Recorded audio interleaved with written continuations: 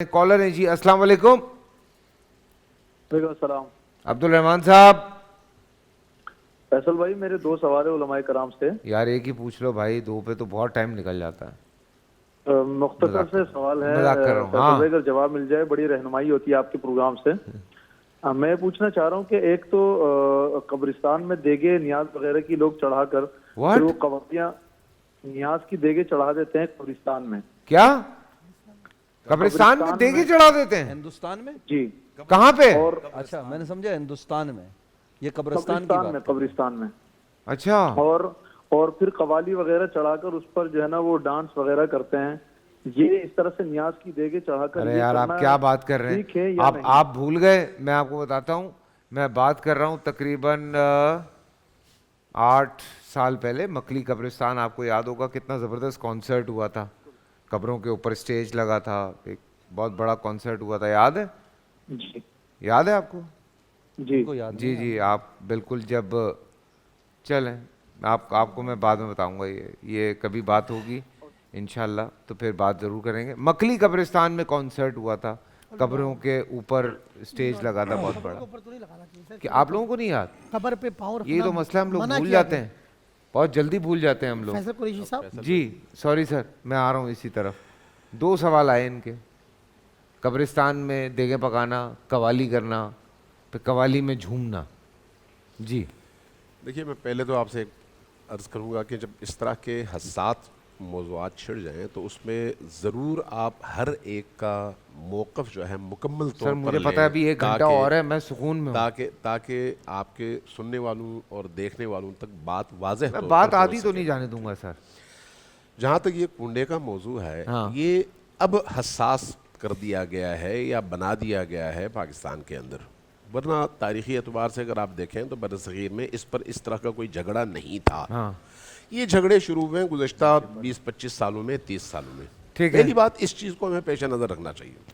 میں سمجھ گیا کہاں سے شروع ہوئے. ہاں, دوسری بات یہ ہے کہ یہاں پر جو مسالک کے اختلافات پیش آتے ہیں نا, تو مولوی صاحبان کا پیٹ تب بھرتا ہے اور لوگ ان کی طرف تب آتے ہیں جب وہ دوسروں کو نشانہ بنائیں, اور اس کے نتیجے میں جب اختلاف زیادہ ہوگا تو ہر مسلک کے لوگ اپنے مولوی کے پاس جائیں گے. اس کا نتیجہ مولوی کی دکان کا زیادہ سے زیادہ گرم ہونا اور آباد ہونا, اور یہ ان موضوعات میں سے ہے. یہ آپ بات کر سکتے ہیں. یہ ایک دفعہ میں نے بات کی تھی, میرے پیچھے عوام پڑ گئی تھی. یہ دیکھیں, اس میں بغیر کسی مسلک کے امتیاز کے میں بات کر رہا ہوں. ٹھیک ہے, اس میں کوئی فرق نہیں ہے, تمام مسالک میں اس طرح کے لوگ موجود ہیں. مشکل ہماری یہ ہے کہ ہم بجائے اس کے کہ اللہ کے دین کو فالو کریں, اپنی خواہش کو دین بنانے پر تل جاتے ہیں. مشکل یہ ہے, اس لیے ہمیں آنا چاہیے اللہ کے دین کی طرف. اگر کوئی شخص کوئی کام کرتا ہے اور خیر کا کام کرتا ہے تو اس سے پوچھنا چاہیے نا, نہ یہ کہ میں اپنا فتویٰ اس پر لاگو کروں. اس سے پوچھو بھئی آپ کس نیت سے یہ کام کر رہے ہیں. فیصل بھائی صحیح ہے بات. جب میں آپ سے پوچھوں گا, آپ بتائیں گے میں اس نیت سے یہ کام کر رہا ہوں, تو بات ختم ہو گئی. آپ کی اگر نیت خراب ہے تو آپ کا جو آپ کی سزا ہے وہ اللہ دے گا, اگر نیت درست ہے تو اس کا اجر بھی اللہ دے گا.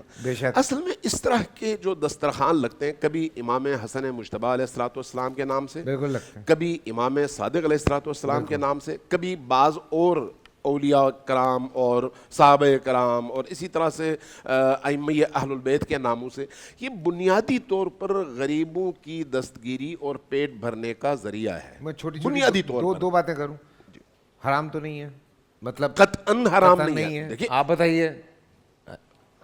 بالکل جائز ہے, جائز ہے سر. اللہ کے نام پر کوئی بھی چیز ہو. آپ کی طرف سے کیا بیان ہے اس پہ؟ کیا سوال کس چیز کا مطلب یہ نیاز نظر ثواب کا کھانا, ایصال ثواب جائز ہے, ٹھیک ہے, مگر کسی کی وفات پر اس کی خوشی کا اظہار کرنا یہ ناجائز ہے. ناجائز ہے. وہ کھانا جائز ہے جو اللہ کے نام پر ہو, اللہ کے نام, غیر اللہ کے نام پر وہ جائز نہیں. ٹھیک ہے. اچھا مجھے مکمل کرنے دینا. صرف 1 منٹ میں ایک بات یہ ہے کہ وصال ہمارے یہاں جو ہے نا, کسی کے وصال جو اسلام میں تصور ہے سوگ کا, وہ ہے 3 دن.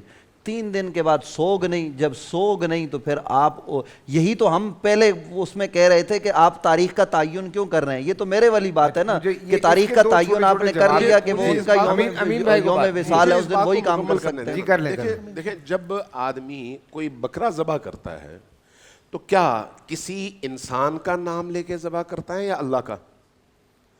یہیں سے اس کی نیت کا اظہار ہوتا ہے. اگر مرغی ذبح کرے یا بکرا ذبح کرے یا گائے، جو شخص کوئی کھانا بناتا ہے بنیادی طور پر اللہ کو خوش کرنے کے لیے بناتا ہے. ٹھیک ہے. اللہ سے اس کو کس چیز کی توقع ہوتی ہے؟ ثواب کی. ثواب کی. وہ ثواب جو اللہ دینے کا وعدہ کر رہا ہے، تم خیر کا کام کرو میں ثواب دوں گا. اب آپ کو جو ثواب مل رہا ہے آپ نیت کر رہے ہوتے ہیں خدایا یہ ثواب تو فلان تک پہنچا دے. ٹھیک ہے. مجھے یہ بتائیں یہاں پر کہاں پر حرمت کی بات آتی ہے؟ کوئی مسلک یہ کہہ سکتا ہے یہ حرام ہے؟ نہیں، ایسا نہیں ہے.